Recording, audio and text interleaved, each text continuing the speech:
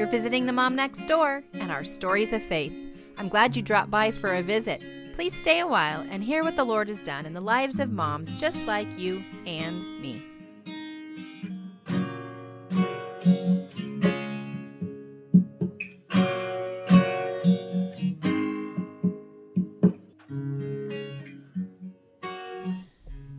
Oh, mamas, we're going to slow things down a little bit today. There comes times in our lives where we just need to practice sitting still and holding space with one another. And today's kind of one of those episodes. We're going to be honoring a mother as she shares her painful experience of losing her daughter. So to compare this to past episodes, there's some that we're sharing real practical tips and requesting a response from you. Though Courtney is going to share some practical tips. She's sharing her heart, and I ask that you just join us today. Sit with us, and let's honor the memory of her little Amelia joy, Millie. And now let's just step into this interview. Hi, Mama friends. I'm so glad you've joined us again today. And boy, throughout week after week, I keep meeting new friends. And today's guest, Courtney, we met several months ago now over email, and we've been going back and forth and back and forth. And here we are today to sit down and share the memory of her sweet little girl, Millie. And before we do, we're just going to start off with a couple lighthearted questions and to just get to know you and get to hear a little bit more about your family. So Courtney has been married 32 years to her beloved husband, David. They have 9 children, ranging from 31 down to the youngest, who would be 6 this fall. They live on a farm in central Oklahoma and homeschool most of their children, and they've been blessed with 6 grandchildren so far. So you have 9 children just like I do, but you're beating me with the grandchildren. I'm only at 4. Yes, that's been fun. Some of our grandchildren are mixed in with our kids' ages, and so it's been fun to watch them play with their aunts and uncles and not realize that's who they are. I know, isn't that funny? And so sometimes my littlest will look at his sister and be like, wait, she's my sister? Oh yeah, that's right. She's my sister. It's actually really funny with my grandchildren because my youngest calls my husband Papa, but the grandchildren also call him Papa. So it gets a little interesting. Yes, it does. So Courtney, if you could meet anybody from the Bible besides Jesus, who would that be? Pam, I had to think about this and think about it and think about it. And I just was stumbling around, and I finally came to the Proverbs 31 woman. Because as a mama all these years, I have so wanted to do this right. I wanted to have everything organized and have a home business and work from, way before dawn to after dawn and never be tired and everything she's held up to be. And yet I bet if we sat down with her, we'd realize she's not perfect. She doesn't have it all together. Those are just her good goals. Just like for us, those are good goals.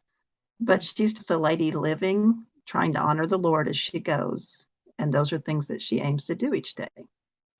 Yeah, I think you're very right. We don't have any perfect mother, right? I mean, we're all having things that we're working out. And so I'm sure that is exactly the case. As we're moving right into the fall here, I wonder if you have any special fall traditions in your home. I have been a homeschool mama for 28 years, which just sounds crazy to me. I think eventually, surely I'll get done, but we've just homeschooled forever. And so a lot of school traditions, I tried to do the thing of let's do back to school pictures. I really did a bad job. Every few years we have a back to school picture. But sports teams, my middle crew always played volleyball. It started in the fall. We did a lot of homeschool volleyball tournaments and that kind of stuff, pumpkin patches and whatever. Our days were just packed full. And it seemed like we were always driving everywhere, run, living that heavy, fast life. And now our days run a little slower. Yeah, there's definitely seasons in our life. And I look back on what all my older children. It's funny.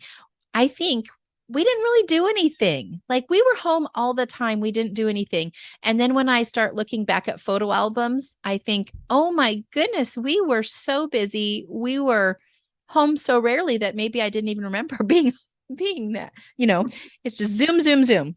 This year has been really different for you. And I wonder if you'll just step back with me back to June of 2019 when you were given some shocking news. I was. The morning of June 20th, 2019. I woke up that morning and would have told you I was a Christian mama to a lot of little kids. I was a homeschooling mama. I was probably a bit frazzled as a mama. I remember being a lot frazzled at that point in my life. That morning, I heard 6 little words that gave me a new title of a cancer mama. So that morning, I became a cancer mom. And that's a really odd phrase to be. What does a cancer mom mean? To me, it's not that I'd never want to be called. I mean, and I didn't have cancer, but one of my precious children did. So I'm going to go back a little bit and tell you kind of what led up in our life. My husband and I were married very young as teenagers. By the time we were 21, we had 3 kids. Then we had a vasectomy because that was the responsible thing to do. And then we prayed. Actually, I prayed with my hand on his chest every night while he slept for about 5 years that he would have a reversal and expand our family.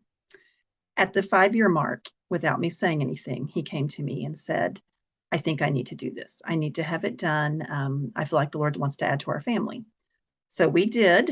That's a whole nother amazing story of God's provision in that. But at the 6-year mark, almost a year to the day of the surgery, we had a precious girl that now is 19 years old. So that was exciting. By that time, I was about 28. Then 2 years later, we had another precious girl. And I started to get really nervous. And then 2 years later, we had another little girl. And then another little girl. And then a little boy. And then the last one was a little girl that when I was pregnant with her, we decided we were going to name her Amelia Joy. And my husband and I just cracked up at this name because you remember Amelia Bedelia. Amelia means worker. And Joy, we thought we were super smart. We called the kids and we said, she's going to be a joyful worker. We're naming her Amelia Joy because she'll be the only kid in the house that joyfully works. And we just hee-hawed, and they did not find humor in our humor. But that's how she got her real name is Amelia Joy. It's really interesting how we name our children. We just had a conversation about this on my mom's group on Facebook. Hey, how did you choose the name of your children? And do they know the story of how they were named? And it is kind of funny. Those of us with larger families, towards the end, it is like, well, we had the children vote, or here, speaking in virtue names. Now that we've had a few, we're like, I think our naming them has something to do with this. Yep. Yes. We already have a faith, a hope, a grace. And so the joy part was natural, but the worker, I was all about it. It was so good. So it still makes me laugh today. But Yep. Amelia lived up to her name as a joyful baby. She was a sweet, cuddly little baby, always laughing, chunky little baby, loved mama, loved to nurse, had her little life of her siblings and family, and that was it. She didn't have much a bigger area of life because there's a lot of us. She didn't need anybody else. In 2018, November of 2018, she turned 2 years old. She became the crankiest little baby. She fussed all the time. She would say, hold me, while I'd make dinner. It started about 4 o'clock every afternoon. And I would tell my husband, I can't even get dinner made. I'm holding her on my hip. And as I put her on my hip, she'd cry, no, hold me on your front. I'd move her around to the front, trying to cook, slide her back to my hip. No, hold me on your front. She'd just cry and cry. The minute he came in, she'd say, Daddy, hold me. And I remember him saying, I can't hold you all the time. But it's just fussy. We'd put her to sleep at night. She was still in our room because, large families, you have babies wherever you can poke them. So we had her in a pack and play in our room, and she moaned and groaned all night long, didn't sleep restfully. So, of course, she was keeping us up. She would wake up just drenched in sweat with her little blonde curls sticking up every which way. But by this time, it's the middle of winter. She's wearing those little fuzzy We called them ducky feet sleepers. So I thought, well, I'm just overdressing her. On and off, she battled with constipation. She didn't want to eat anymore. You could offer her candy. The kid didn't even want candy. She just wanted to nurse all the time. I normally wean my babies after the 2-year mark, and this one had no interest. She didn't plan to eat food. She just planned to nurse. So all through that spring, I would take her to the doctor, and something's wrong with her, and we'd look her over, and they'd say, well, it looks like she's getting over near infection. Well, maybe this is going on. Maybe that's going on. It just never was any definitive. You couldn't tell that there was something really, like, she wasn't sick, but she wasn't well. In May of that year, we went to Grand Canyon, and she fevered each afternoon from 4 to about 6. And it wouldn't be a high fever, just a low grade 99. And she was cranky. Then the next day she'd be fine, back and forth. And I'm on a website called Moms of Many Young Siblings. I've been there for years and years. And I got on there and said, Moms, what would you do? And I kind of listed off some of the things that we had already gone through. And, they suggested maybe it's strep, maybe it's pandas, they had 100 ideas of what it could be. But one mama said, I would ask for a blood test. She said, I'm sure it's not this, but my son had leukemia, and a blood test would tell you if there's something bigger going on. And then she came back and tried to reassure me, and I thanked her. I called our doctor. We're in Grand Canyon. I call them and say, when we come back in town, we need to see you. And so the day we got back, they saw us. We set this precious little girl up on a table, and she was fine. Nothing wrong with her, no fever, no snotty nose. She looked wonderful. So we're right back to the same, diagnosis of she must have just been getting over something. They did hand me a lab referral that day to go in and have a blood test taken. And so in that blood test was going to be a complete CBC. And the lady said, just poke it in your purse. And if you need to do it, if something comes up, just go have that done. But she doesn't look like she needs it right now. I agreed. Why submit her to trauma of being poked if there was nothing wrong with her? So we went home. This is around the first week of June now. And she just still was kind of constipated, kind of cranky, but nothing else. I had some friends over. We were doing our homeschool planning for the year. And I just shared with these two friends, something is wrong with her. I cannot figure out what it is, but something's not right with this baby. And so we 3 joined in prayer on my couch that day. One of the mamas had a son with leukemia. And so she knew the signs of things to look for. And we just prayed that God would just give wisdom and open our eyes to what's wrong with this baby. I saw those 2 ladies out, and I came to look for her. And she had come back to my bedroom, and she was laying on my bed with her fist curled up against her belly, moaning and groaning, saying, oh, my belly hurts. And so I called my husband and I said, we've got to do something. And he said, well, I'll stop and get more laxatives. I mean, we've done laxatives over and over. And I just said, no more laxatives. We're done. We're going to take her to urgent care. So he got home. We went to the urgent care. And when I went in the door, I said, I think my baby's impacted. And she said, well, have you had an x-ray? I said, no, that's why we're here. We need to be seen. And so she took us back. And as soon as they put her on the table, it was like our eyes opened. They said, we're really concerned about how distended her stomach is. And at this point, all of a sudden, I'm seeing this little baby who is just skin and bones. Her little arms are skinny, her little legs are skinny, but her belly's huge. And I think we had thought, you get so busy in life, you don't really look that close. We thought she's just our petite little girl. She was just tiny, not realizing that she had changed from that chunky baby to really thin and out. Her weight didn't change much because her abdomen grew. And so they felt of her, agreed that she needed to be seen. They sent us to the ER. They x-rayed her, said, yes, she's constipated. Put her in a room. They did a suppository. They did an enema, for a 2-year-old. That's so exciting. She was not thrilled at all. Held her down, got all that done. It produced the results they wanted it to. And they were going to send us home. And I said, please, before you do, I need you to examine her stomach. I found a lump near her belly button. And the doctor examined her and he said, ma'am, I've done 10,000 stomachs and that lump is nothing. However, her liver edge is distended. It's lower than it should be. It should be up under your right rib, and it wasn't. And he said, so we're going to do a CBC. So again, I haven't had that one done from the doctor, but now he's doing it. By this time, it's midnight. She's already fallen asleep. We're waking her up, stabbing her with a needle. very hysterical 2-year-old. The CBC came back. Her numbers were way high in some areas, and they said it could be something. It was her liver enzymes that were high, and it could be something or it could be nothing. Well, what kind of answers that? He said, so we're going to send you on to the children's hospital.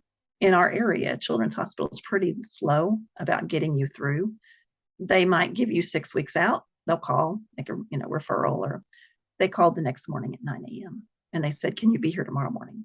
So I knew it was serious, and they were having us see a liver specialist. So I went into the liver specialist that Friday morning, and I set her down on the table. The liver specialist said, she looks great. Can't really see anything wrong with her. I'm thinking she might have food allergies. This might be something to do with food allergies. Well, her dad has gluten issues. And so we kind of debated that. And she said, before you leave the hospital, I want you to do an ultrasound and I want you to do another blood test. So we left that office. And as I got outside the door, I texted my church prayer chain and just said, they think it's food allergies. Then I took that same text and added to the bottom and told my husband, you need to come to this hospital. I will not do this blood test by myself, not after what she went through 2 days ago. And so he was heading over there on his lunch break. We went down to get in line, and the line was way too long in the lab. So I stopped and turned and went to the ultrasound instead. When I checked in the ultrasound, they took us back, put her on the table. The lady was very friendly. Come to find out, her dad worked with my husband. It was a large company. They don't know each other. But, we were just talking and chatting about the company. And after all of that, all of a sudden her voice just got really solemn, really quiet, couldn't tell me anything, but she was very intent on what she was doing. And realizing that they're not allowed to tell you anything, I said, if this is something serious, you need to find a doctor today to talk to me. We live a long way from this hospital. And so she said, okay, I need you to wait back in the waiting room. As I'm going out, my husband's coming in, his lunch break is finally available to be there, and we sat down in the waiting room together. Amelia seemed fine. She, nibbled on a little bit of banana, couldn't hardly get her to eat anything, but just nibbled a little bit. And then at some point, someone came down to that waiting room. And from this point in the story, my brain gets really foggy. So some of it's hard to realize what happened, but someone came down and said, you're going to go back up to the floor where the liver specialist is, and they're going to talk to you. So we went back up the elevator. The liver specialist came out and explained to us that they were sending us on to oncology. I have no idea if I knew what oncology was. I don't know if they said that means cancer. I just knew we're going upstairs to the 10th floor. So I got on the phone and I dialed my friend that's son had leukemia. And as I stepped in the elevator, we talked just up the 4 floors. And she said, it's going to be okay. Who's your doctor? And I told her, and she said, that's our doctor. It's going to be okay. And since that time, she said, are you upset that I said it's going to be okay? And I said, no, for that moment, it was going to be okay. You knew what I needed to hear. You knew that right then, everything was okay. The Lord had us in his hand. So I went on up, got off the phone. The doctor came out and spoke to us. He said, I'm the leukemia doctor, but I'm the one on call today, so I'll get your case. Now at this, I forgot to tell you, I had actually packed a bag thinking, well, she must have leukemia. And so I brought a bag to the hospital with me in the car for her and I to stay. Now, she did not have leukemia, but I did not know at this time leukemia didn't have tumors. Had no clue. All I knew was they were telling me she has a tumor. So they take us back into the office and he examines her. And at this point, he does the blood test in his office. We never did make it to the lab that day. So they do the blood test, and my husband and I's version of the story differs greatly at this point. I think the doctor said, I'm sorry, it looks like Amelia has cancer, while sitting in that little office exam room. My husband says, absolutely not. He took us to a whole different room. We were somewhere else in the hospital when he told us. That just shows you how the grief fog hits you. I have no idea where he told us. But one thing I do know, when he told us she had cancer, I remember hearing him say, it could be Wilms. We think it's Wilms cancer. Wilms is a cancer that gets in the kidneys, and it has a very high survival rate. And so, okay, it could be Wilms. We can deal with this. If he mentioned other cancers that day, I didn't hear them. I just don't know. But I knew that going home, I was going to be reading on Wilms, figuring out everything, trying to know where we go next. He told us that day that you have the option to stay here all weekend and we'll start chemo on Monday morning, but we won't do anything all weekend. Or you can head home and get your life in order and come back on Sunday, be ready for chemo Monday morning. Well, of course, we had lots of other children at home. I had to find someone to take care of them. I had to make sure meals were ready. I had to grocery shop. There was just a million things going through my mind. I'm not even sure as the baby of the family if she had decent pajamas. So I went to Walmart and bought her, new pajamas to go to the hospital in. Just all kinds of different stuff that I needed to get done. So I remember we agreed we would take her home.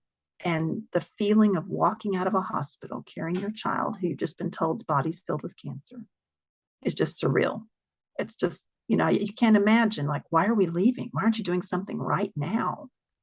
But we did. We took her home. About halfway home, we pulled over into a fast food restaurant. And my husband sat in the car with her. And I ran in. And I was trying to make an order.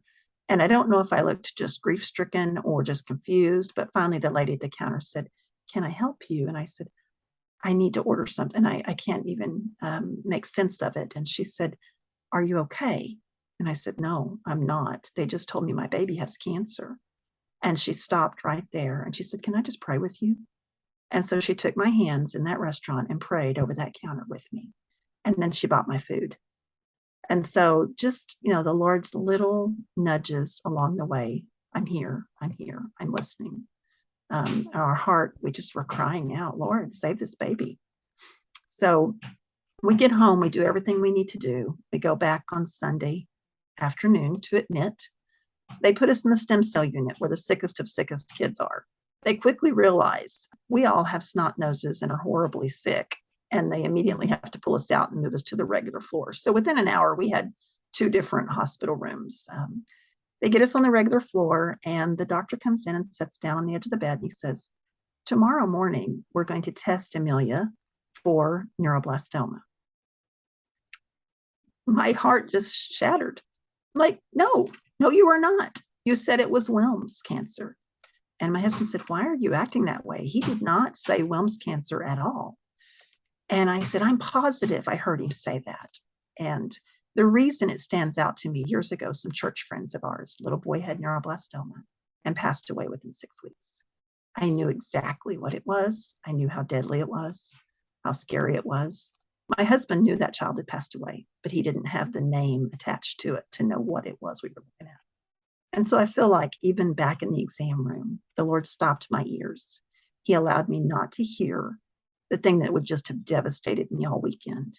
And he allowed me to get done the things I needed to do to be prepared to take care of my child. So we started chemotherapy Monday morning. We did all the testing for neuroblastoma. She came back that she had stage 4 high risk neuroblastoma. When I first heard about cancer things, I thought stage 4 just automatically meant death. And that's not actually what it means. It just means it has moved from the original place in the body to some other area. So for Amelia, it moved from her adrenal gland. It starts on your adrenal gland, makes a primary tumor, and moves to her liver. So her liver had tumors in it. She didn't have it any other place than those 2 spots in her body. Now, on a neuroblastoma kid, they can have 29 places in their body. And we have friends that have had all 29 and lived, yet we had 2. So that was kind of another gut kick. It's like you would have thought that would have been an easy cure. It was not. She never had it in her bone marrow, never had it, anywhere but those 2 places. And it's just amazing walking through it. She did 6 rounds of frontline chemo. It just never did anything. Then she did 9 rounds of immunotherapy with the idea that maybe that would help the neuroblastoma kill itself. It did not work either. They were going to send her to Cook's Children's in Dallas so that she could do an MIBG therapy, which is where they put them in a lead-lined room. They pump them full of radiation. They stay in their bed for 3 to 4 days, and the parent has to stay on the outside of the room. If you go in, you will be biohazardous. So you can only go in just long enough to cut up their food and change their diaper. It's a crazy, crazy procedure. There's a glass line window between the two of you. Anything in the room with the child becomes radioactive and they have to throw it away at the end of the procedure. Their diapers are radioactive, just huge for little children. So we were supposed to go do that. We went down the week of the Black Lives Matters riots, and we're driving into Fort Worth. And the rioters are on the bridges in Dallas, and they're all around the Fort Worth courthouse, and we're going just blocks from there. So again, we're just worried, what's going to happen? Are we going to be able to get this little girl to the hospital? And we asked our prayer page to pray for her. And right as we entered Fort Worth, the riders all dispersed from Fort Worth. The way was clear to get to the hospital. We went in. She had her 2 procedures there and was pretty ill there. On the way home, she had massive diarrhea all the way home that was just so stinky. Having never dealt with it, I had no idea what that was. Now looking back, she had C. diff. And if you've ever smelled C. diff diarrhea, you'll never forget it. It's just the craziest, horrible stench. But she had caught in the bacteria somewhere in the hospital. And so then she had to go on massive antibiotics. And that whole next week, we were preparing for her to go back down the following Monday and to go into that MIBG therapy. The whole next week, while we waited on the test results, she just was sick. She just didn't feel good. Her stomach hurt over and over and over. And finally, I called them and they said, well, you can wait and come back on Monday, back in and let us look at her. Or you can go to your home hospital, which is in Oklahoma City. And we said, we'll wait. And then the next day was Friday, and we just couldn't wait. She just was too sick. So Friday, we got in the car and we started heading towards Oklahoma City. And halfway, we got a phone call from Cooks that said she cannot do MIBG therapy. Her liver tumors had grown so big, they were pressing on the vein that exits the liver. And if they had radiated her liver, it would have destroyed the liver because there was no way for the radiation to come back out. So all those hopes are now dashed. That was pretty much almost our last hope. But when we get back to our home hospital, they do say we have one more chemotherapy she hasn't seen called ICE. She had seen parts of it. ICE stands for 3 different chemos mixed. Very, very wretched, hard-hitting chemo. We agreed we would give it to her. We did. It did nothing besides knock the little bit of hair she had right back off her head. She made no response at all. And they came in and they said, we're sorry. There's nothing else we can do. They said her liver tumors were starting to bleed. And they did offer, if we wanted to continue to fight, we could give her another round of chemo. But they said at that point, probably the liver tumors would burst and she would die instantaneously. All during this time, it's 2020, it's COVID. I haven't even been able to go to the hospital with her. They would only allow one parent in. So I'm staying at home with my other children, and my husband's taking her because he can work while she sleeps. And so there was a lot of missed opportunities and, just a lot of sadness around that. So at this point, when they said she's no longer going to live, they had opened the hospital back up briefly for 2 parents, nobody else. And we were both in the room that day. The nurse came in and said, we're changing the policy back to 1 parent. Your wife's going to have to go home. And my husband said, absolutely, she will not. They just told us our daughter won't live. And so she went and got a special pass. They allowed me to stay while we decided what we were going to do. Sweet, sweet nurses came in, hand printed her. The music therapy lady came in, recorded her heartbeat to set to her favorite song, which is Twinkle, Twinkle, Little Star. Child Life came in and did phenomenal things with her. It was all about her. It was all about making memories and us trying to do things when you think this is it. You don't know what else you're going to do. They did offer us the comfort care room where she could stay until she passed. But we asked if our other children could come up, and they said no. Our family was too large, which I understand that. There's a lot of us, but we couldn't just take her to the hospital and never bring her home. So we chose to come home on hospice. Our hospice worker, we'd had a home nurse for the whole year she was in treatment. And our home nurse was not a hospice worker. But when she knew Millie was going to go on hospice, and I just switched names. Let me back up and explain the name. So when she very first got sick, And I wanted her to live, obviously. I don't use my kids' names on the internet. So I made her first Facebook page after her nickname, Millie. And her Facebook page is Millie's Miracle. And that's where I updated everybody all year long on what her prognosis was, how they could pray for us.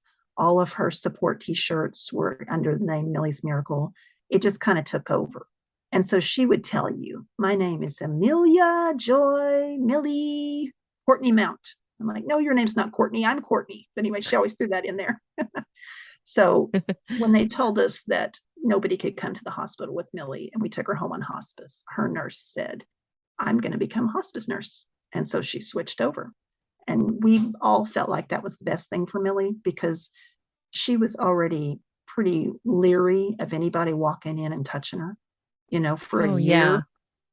everybody that Yeah. wants to look at your body, they want you to take your clothes off and they want to hurt you. They want to poke you. They want to prod you. I have some funny stories about that, but one of the things is every time she'd get an ultrasound um, on her belly, she would look at me and she'd say, "Where's the poke?" And I assured her, "Honey, there's no poke. It's just a picture." "Nope, where's the poke?" She was just adamant. She wanted to know where that poke was.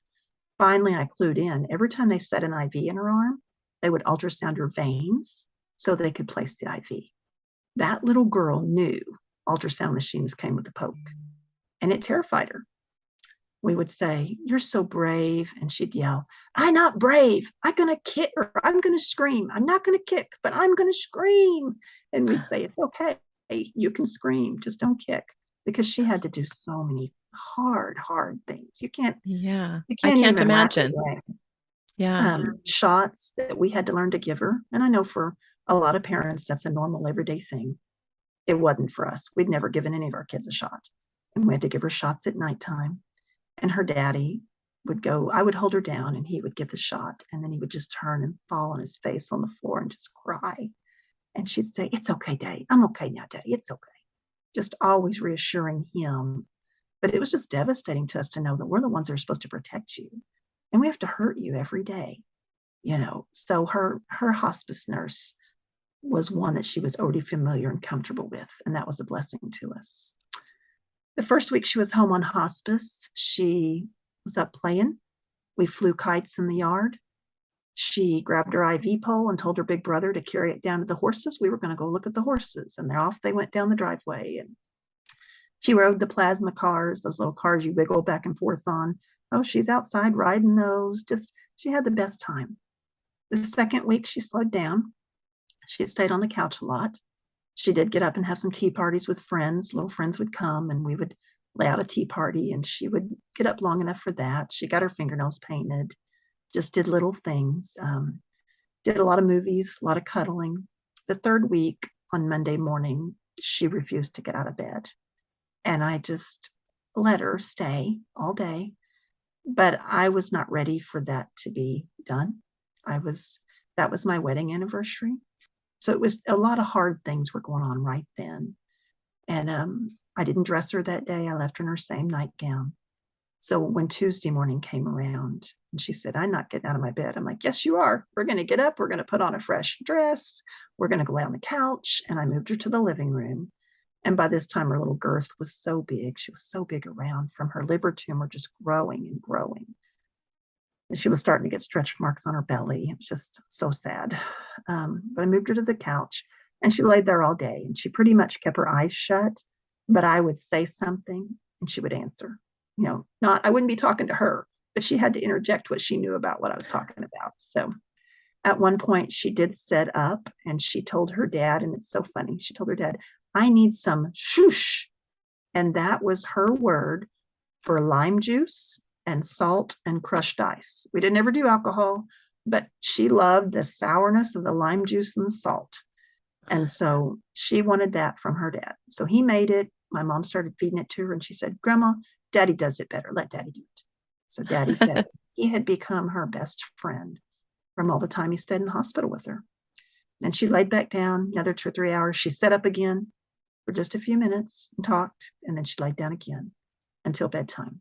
And at bedtime, she said, "My mouth tastes yucky." I said, "Would you like to brush your teeth?" And she said, "Yes." So I carried her to the bathroom, got out her little emoji toothbrush, And I brushed her teeth. And then I said, I'm going to carry you to bed. And she said, I'm going to walk. I said, well, now I'm going to carry you. Nope, I'm going to walk. She was a spitfire, so sassy. So I stood her up and she couldn't hardly even stand. She said, hold my hands. So I held her hands. We made it about 8 steps. And she said, now you carry me to bed. So I picked her up and I took her in my room and laid her on my bed. And she said, Mama, I'm going to sleep with you. And the thing about her being the baby is so funny. Unless we were nursing, she didn't ever want to sleep with anybody. And she would never let me nurse her the entire time in bed. I always had to be upright in a chair. From the time she was a little bitty baby, she was just a touch me not. Even at one point, made me nurse her with my arm off to the side. I couldn't hold her. I could just be there for her. It was quite humorous. But anyway, so she got in bed that night and she said, I'm going to sleep with you. And she laid her head on my pillow and she moved her forehead down, laid her forehead on mine. And she held my hand and she slept till about 4 o'clock that morning. And then she woke up and said, will you rock me? Now, the will you rock me has a backstory to it. About April of that year, she had continued to nurse. You know, you get sick, and I wasn't about to wean her. So she's way too old. She was 3.5 years old at this point and still nursing, but it was okay. And about April, she had to go to the hospital during COVID without me. And so Daddy took her, and I knew that would be our last time to nurse. She'd come home, there'd be nothing else. And she came home, and her first words were, can we nurse you? And I said, nope, it's broke. And she said, what? Can we try? And I said, we can't try. It's broke, but we can always rock. And so every night at bedtime, it was, can we rock? We can't nurse you, but we can always rock. And so 4 o'clock that morning, Mama, will you rock me? I said, yes, yes, I'll rock you. And my husband picked her up and carried her to the rocking chair. And I rocked her until about 6. And by that time, my back was just aching so bad. I was kind of moving and it was disturbing her. And she said, put me in my bed. The rest of the night, or the rest of the early morning hours, we took turns laying with her. And then during the about 9 to 10 that morning, one of our teenagers came in and laid with her. And we had given each of our children the option, do you want to be here when she passes away? We didn't feel like it was up to us to say, you have to be. Our adults chose that they didn't want to be. They wanted to remember her, you know, just as she'd been. Our teenagers, 2 out of 3 said, no, we cannot be there when that happens. So one was able to go to cheer camp, and she'd been gone for 2 days. One was going to volleyball camp at noon that day. So the one going to volleyball camp came in and got in the bed and laid beside her and spent the last few minutes with her. And she really wasn't awake much that day. She would move her eyes around, but she didn't seem like she was awake. And she told her goodbye and she got up and left. And then the next daughter came in and got in bed with her. And during that time, we had a guest come and I went out to greet them. And our daughter left her in here and came out to greet them too. After about 10 minutes, I said, I can't leave her back there by herself. I have to go check on her. And I got up and came down the hall. And when I hit the bedroom door, I could hear her moaning and calling for us. And so I ran over to her and, yes, mommy's here, mommy's here. And I ran to my husband. I mean, it went so fast, but I ran to my husband and I said, I think it's time. And he took off running to the bedroom. And I told our friends, I just looked at him and said, you need to go. And so they did. They immediately gathered their children, left, and he called from the bedroom, yes, it's time, come. And we all came down the hall, and one of our adult children happened to be here, even though that wasn't the plan. So he came and sat in a chair. Our teenager that was home grabbed our 2 little kids and pulled them up on the bed next to her.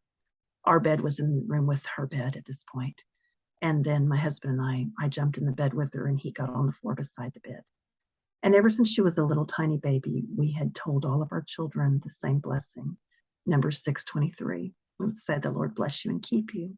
The Lord make his face shine on you, be gracious to you. The Lord lift his countenance upon you. And the Lord give you, and we would always pause, and the little children would yell, peace. And so she didn't say it that day. She always did before then.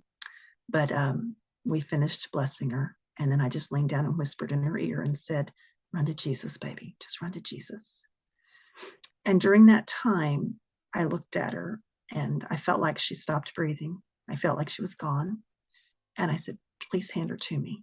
And my husband graciously picked her up and handed her to me. And I bent over and just cuddled her and rocked her for a few minutes. And then I said, does anybody else want to hold her? I could feel her getting heavy, and that thought of dead weight. Until you've held someone that's dead, you don't understand what dead weight means. But their whole body just changes. You just know they're gone. And so my daughter wanted to hold her. I passed her to my daughter and my two little children. And then my husband held her. We laid her on the bed. After that, we changed her clothes, prepared her, called hospice. The Lord did some neat things through all of that. Our pastor that was going to preach the funeral walked up on the porch right as she passed. And my son said, how did you know? And he said, know what? And she said, that Millie just passed. And he said, I didn't know. The Lord woke me up this morning and told me to come see you. So he did. And then the funeral director had been a private friend for 25 years.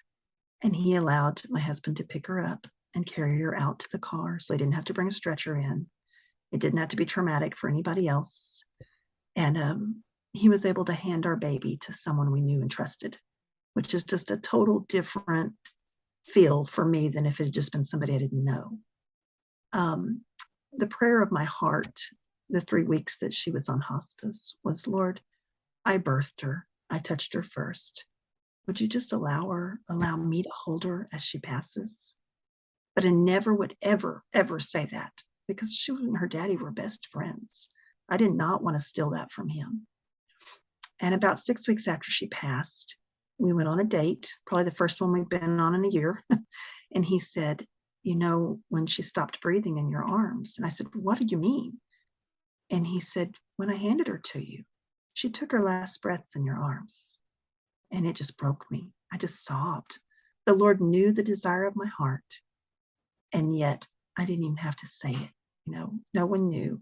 And of course, then I confessed to him that that had been my prayer, but I would have never, ever wanted to take from him and his baby. So that's the story of Amelia Joy, who we call Millie. She's been gone 2 years now. And the first year was really slow. Our family was trying to do a lot of just hunkering down. I couldn't get a lot done during the day, but I really dug into my Bible, tried to figure out, what do I believe? Because I didn't struggle so much with her passing away, meaning that I know in this world we're going to have trouble. We live in a sin-fallen world, and that scripture, that tells you in this world you're going to have trouble, but I'm looking for what exactly it is. I've told you these things that you may have peace. In this world you'll have trouble, but take heart, I've overcome the world, John 16:33. I understood that people are going to get sick, and understand, they're going to die. And I had people trying to reassure me, trying to tell me this was God's plan. And that didn't set well with me. It didn't set well with me to think that God would choose a horrible, painful death for my little girl. If he wanted her to die, he could have just let her die, right? But instead, she had to go through a year of torment and all these things. And I really had to decide, Lord, what do I believe about you? What do I believe about your sovereignty? What do I believe about what you control? And there was just a lot of time of study and prayer, and my husband and I studying and praying, because you'll find in the grieving parents world, things are often said that people think are comforting, and they're just not. And so we came to believe that God didn't plan death. God planned eternal life. He wanted us all to live forever, but sin came in the world, and that's what caused death. I know that he can use Millie's death, and he has used it. This tiny, tiny little girl, whose little circle of life was so little, has been around the world. Her story's been shared. It's just been amazing to see people reading articles about her, people listening to our story. But the reason I share her story is not for her benefit. It's not to immortalize her. It's because way back in the hospital when she was first diagnosed, I told the Lord, I'm begging you to heal her and let her tell of your goodness with her own lips. But if you don't and you choose heavenly healing, I will tell it for her. And so I'm hoping that by sharing Millie's story, I'm that signpost that points others to Jesus. I don't want this for my glory, but I want my pain of losing my little girl to have a purpose. And so I continue to share. And I'm doing some other neat things, writing books and all that kind of stuff that hopefully will impact others for Christ. I can't listen with a dry eye. And you and I are on Zoom, and I just keep picking up my tissue, and I'm thinking, oh, I hope I don't make her feel bad. I hope I don't make her cry because I'm sitting here biting my lip. And I imagine the ladies listening are in a similar state as I am as we hear about your beautiful little girl. But for you, you've been walking this. This is new to us. You've been walking this for a while and taking opportunities to share about her. Though it's raw, it's not as raw as it once was, right? That's right. That's right. There was a time the tears would have just been flowing so fast and hard, I probably wouldn't have been able to get two sentences out. But I have shared her story enough now publicly that I feel like I can say it without sobbing. So that doesn't take away the pain. That doesn't make it easier.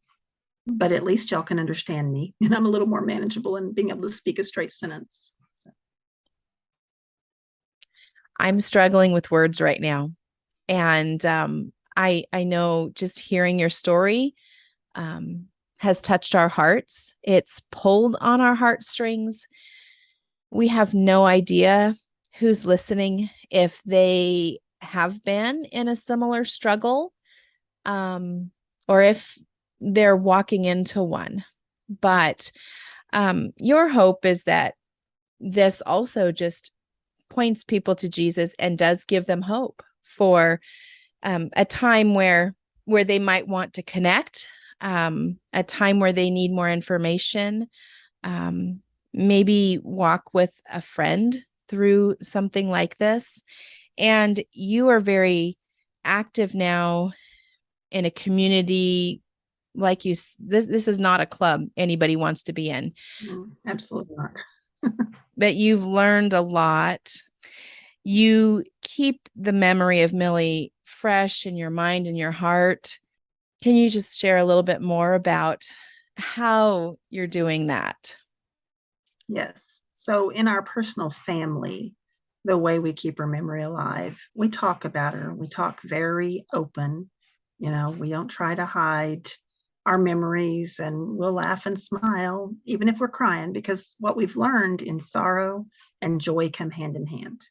So I can be so happy and laughing about it while tears are streaming down my face with the pain of missing her.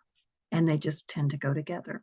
One instance I have of that is she often asked my daughter-in-law if she could hold her baby boy when he was born. And we said, Lord willing, if you're here, you can hold him. Well, she wasn't here. He was born 4 months after she was in heaven. And so I told my daughter-in-law, I said, I can't wait to meet him. I need you to know when I hold him, I'll be filled with joy. But at the same time, my heart will be filled with sorrow, knowing that Millie's not here to meet him. So it just is something you get used to, knowing that those are not opposite emotions. They're complementary, they go together. So within our family, I'm making each child a album of their pictures with Millie, just their personal pictures with her, and trying to add in personal things like she got her nickname Millie from one of our sons. But another son always called her Amy. So in his album, I added that in. One of the girls always liked to watch certain kind of odd YouTubes with her. So I listed that in hers. And just our little boy, she would write on his back and she would call him her dog and make him bark. So he would crawl around on his hands and knees, and she'd say, come on, Wolfie, come on, let's go, Wolfie. So I listed all that because he's little. He was 5 years old when his sister passed, but I want him to remember those memories of her. And so those are the things I've been working on. And that's been some hard albums to work through because basically I'm constantly looking at her whole life. I'm seeing all the joy, but then I'm seeing all the pain. And so it's taken me 2 years and I've gotten through half of the kids, and I'm still trudging through trying to get it done. As far as outside our family, I still write on her Facebook page 2 or 3 times a week, and I share my memories there. I also share a lot of my Christian beliefs there and how I feel like they relate to grieving parents. because I want other parents who don't have the words to say, this is what I feel, to have an outlet. And frequently they'll write me and say, you were speaking exactly what I feel, and I just didn't know how to say it. So that's been a blessing to me to know that it's touching somebody. Um, I also work in a grief support group, kind of as the co-leader. Another friend of mine had already started it, and she asked me to join in with her. And it's specifically for other cancer moms that come out of our hospital. But we meet monthly by Zoom and just talk about all the issues we go through. I moderate some different Facebook groups, just trying to, again, speak positivity about how Christ can get us through this, even though he doesn't always take our pain away from us. I read something the other day, and I'm going to mess up the quote, so forgive me, but it was about how he will not give, he promises to go through the deep waters with us, not to give us a bridge over the deep waters. And I thought, that is so good, because we don't like pain. I don't want to walk through this, but I'm so grateful my Savior's there beside me as I do walk through it. So that has been very helpful. I try to encourage different people to consider what they say to grieving parents. Reality is, you may not think you know any grieving parents.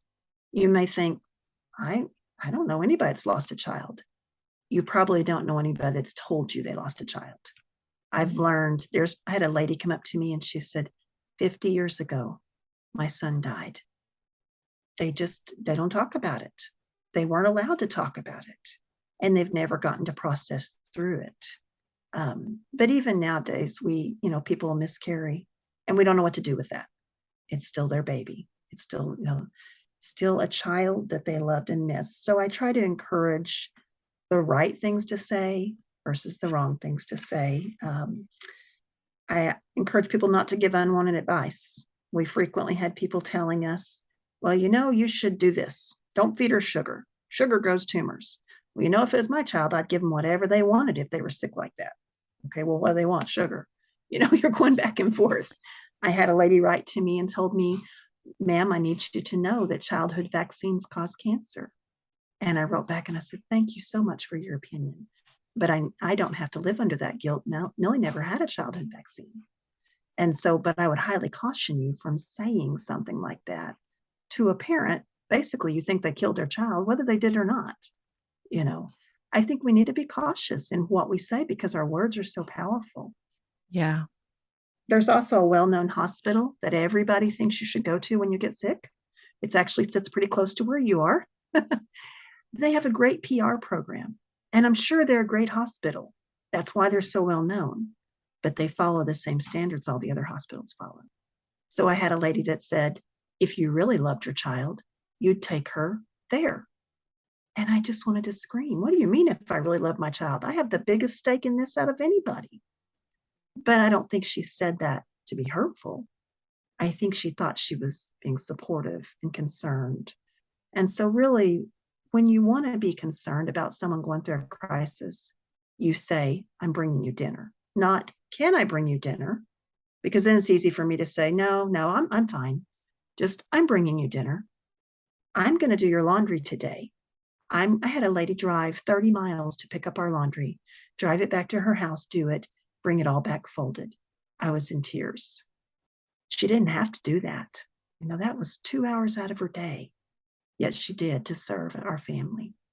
And I could just tell you story after story of ways people served us, but gift cards, the meals where they'd bring them to the hospital, like Uber food, that kind of stuff. So there's so many things, DoorDash, whatever. They just sent cards where we could just have something besides hospital food. But people who provided childcare, because walk out of a house for a year and leave behind 6 little kids, it becomes a struggle of what you do. And so, there was just so many fingers involved in keeping us afloat. Yeah.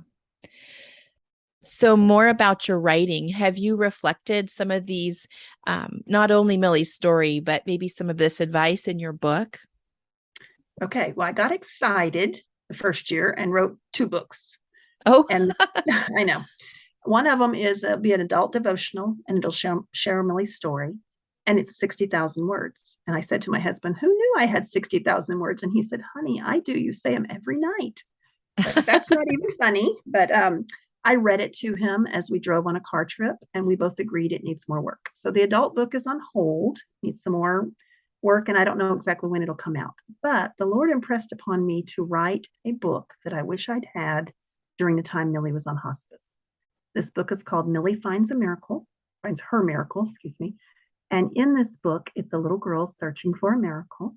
And then she gets really sick, and the doctors and the nurses and her parents join in searching for a miracle. The world prays for her miracle because everyone knows if she can just find that miracle, all of her owies will go away. And then finally, one day, she hears Jesus whisper, come into my garden. And when she steps into his garden, she's found her miracle in heaven with him. Mm. And so the book is so close to going to the publisher. Like, if I can figure the cover out, I actually know what it looks like. I just can't get it to work on the computer. But if I can figure the cover out, it should go this week. So that's exciting. The mama who did all of the drawings for the whole book, her son also has neuroblastoma, but he is a survivor and is doing fabulous. And so it was neat to get to work together on this project because we both have a stake in seeing it successful. In the last pages, I compare grief, a terminal diagnosis, and the grief that comes along with it to a caterpillar. And you consider the caterpillar goes into its cocoon and it melts down. It basically is hopeless. It loses its whole life. Everything is destroyed. And through that, God creates something beautiful. Mm-hmm. Now, it's gone through pain, but God can use that and he can change and keep sustaining you. And that's what he does with that butterfly. And Millie's, the thing we've always do to represent Millie is a butterfly. So on all of her t-shirts, on all of her bracelets, everything had a butterfly. Mm-hmm. So anyway, that's going to be a fun thing. And the butterfly is woven throughout the book also. Beautiful. Now, it will be a few weeks before I edit this and send it out. And so by the time it airs, I'm going to be able to hopefully put some of those links in the show notes for people to be able to find the book. If it's not out yet, they're still going to be able to follow the link to all of your places and hopefully get that. Because, yeah, I think that is a book that sadly a lot of people probably would love to have for a resource. So I thank you for telling us about that and sharing your journey.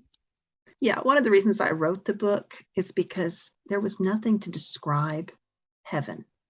There's nothing to tell your child what's going to happen.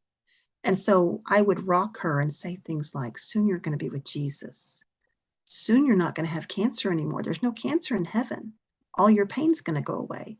But you can only imagine what a 3-year-old thinks when you're saying all of that. And so I wanted this book so parents could have that resource to read to their child when they knew their child was passing away. I wanted it so they could have it to read to siblings for a gentle explanation of what happened to their sibling. And then I also wanted it for hospice workers, chaplains, child life staff, so that there's just something to direct you to helping kids transition easier. Wow. Wow. And no one else would have been able to write the book. I couldn't have written that book. I don't understand. I sit here, even the way we're speaking, I'm usually a pretty loud person, but I've been quieted today. My heart is quieted as I hear your story and your strength that God has given you to walk through and then give it back to him in this ministry that you're doing. And so I just thank you for what you're doing and your family. It's amazing how the Lord has been able to walk with you through this. Courtney, is there anything we've missed and anything else you want to share before I ask you if you would pray and close us out? Absolutely. I would love to. The one thing that comes to my mind often is, if we'd never had that reversal surgery, we wouldn't have walked through any of this pain. But oh, what we would have missed in knowing Millie. Every single second was worth going through that, other than her having to hurt. even the year of treatment, we would never want to miss that. So I often think of that Garth Brooks song that says, I would have missed the pain but I'd have missed the dance. I could have missed the pain, but I'd have missed the dance. So we could avoid that, but we would have avoided our little girl's life. And she was such a treasure. So I would love to pray on these moments. And she's going to live for eternity. When we think about that, our lives here on earth are pretty short, and she is for forever. So, how beautiful. How beautiful. So, would you just take a second and close us out in prayer?